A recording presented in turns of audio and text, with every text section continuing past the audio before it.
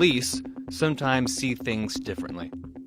Former Ferguson police officer Darren Wilson told a grand jury that Michael Brown looked like a demon who might shrug off a hail of bullets before Wilson shot him dead. Shortly after, Cleveland police officer Timothy Lohman gunned down Tamir Rice, a 12-year-old holding a toy gun. He told the dispatcher that Rice, who was shot within 2 seconds of Lohman's arrival, was maybe 20. Milwaukee police officer Christopher Manny told investigators that Dontre Hamilton, an unarmed man whom he shot 14 times in October, was so big and muscular that he would be impossible to control if he were one man. At 5'7" and 180 pounds, Hamilton was below average height and overweight.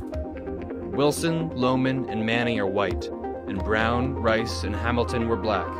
They were also unarmed.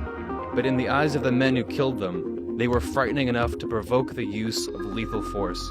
These lingering, sometimes unconscious biases help explain why police encounters with black men are so much more likely to end fatally.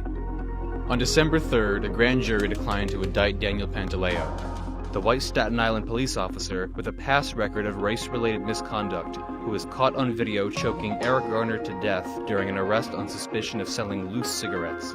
On the video, which went viral, Garner can be heard yelling, "I can't breathe," over and over.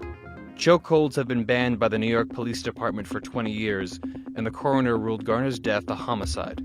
We don't know what Pantaleo said to the grand jury or why they let him off.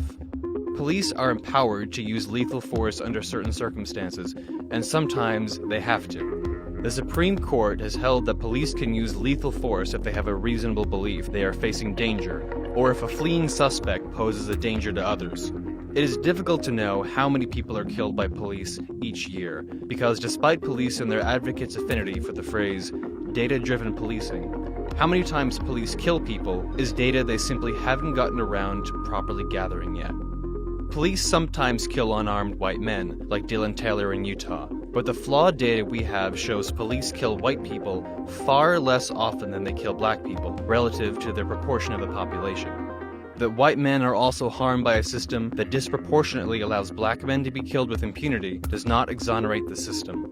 This has something to do with the way police see things. Police are people, after all, subject to the same flaws and vices as the rest of us.